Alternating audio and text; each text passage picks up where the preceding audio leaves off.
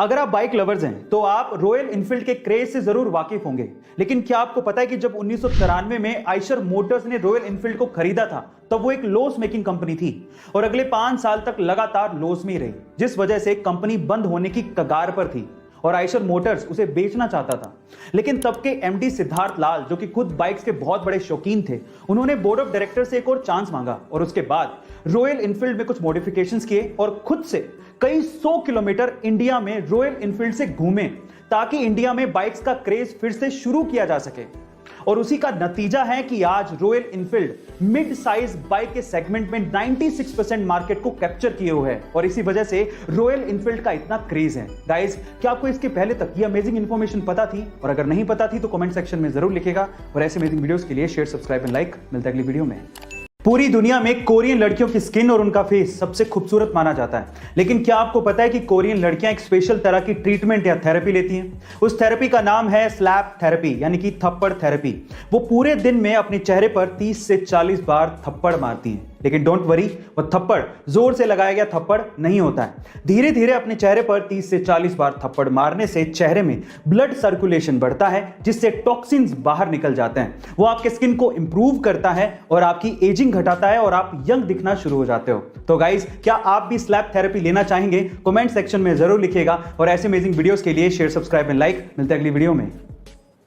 एक 10 महीने के बच्चे को जीने के लिए ऑपरेशन की जरूरत थी और उसकी फैमिली को इस ऑपरेशन के लिए पैसे चाहिए थे, लेकिन इतने पैसे फैमिली अफोर्ड नहीं कर सकती थी। इसी वजह से उन्होंने क्रिस्टियानो रोनाल्डो को रिक्वेस्ट किया कि अगर आप हमें 1 पेयर ऑफ शू और एक जर्सी ऑटोग्राफ के साथ दे दें तो हम उन चीजों को ऑक्शन करके पैसा इकट्ठा करके ऑपरेशन के थ्रू उस बच्चे की जान बचा सकते हैं। लेकिन क्या आप जानते हैं कि क्रिस्टियानो रोनाल्डो ने इसके बाद क्या किया? जब क्रिस्टियानो रोनाल्डो को पता लगा तो उन्होंने ना सिर्फ 1 पेयर ऑफ शू प्लस एक जर्सी ऑटोग्राफ के साथ दी, बल्कि $83,000 का एक चेक भी दिया और पूरे ऑपरेशन का खर्चा उठाया। गाइस, ऐसे ही क्रिस्टियानो रोनाल्डो के इतने फैंस नहीं हैं, उनका दिल वाकई में बहुत बड़ा है।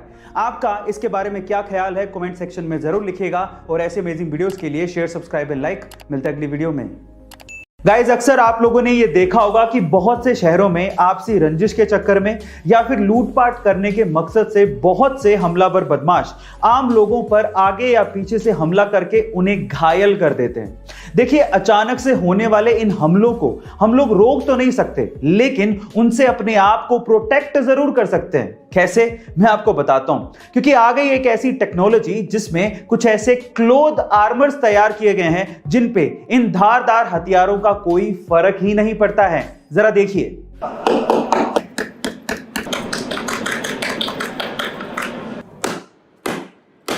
तो गाइस, अब अचानक हुए इन हमलों से हम अपने आप को बचा सकते हैं अगर ये आर्मर क्लोथिंग हमें मिल जाए तो। आपका इसके बारे में क्या ख्याल है? कमेंट सेक्शन में जरूर लिखिएगा और ऐसे अमेजिंग वीडियोस के लिए शेयर, सब्सक्राइब एंड लाइक। मिलता है अगली वीडियो में।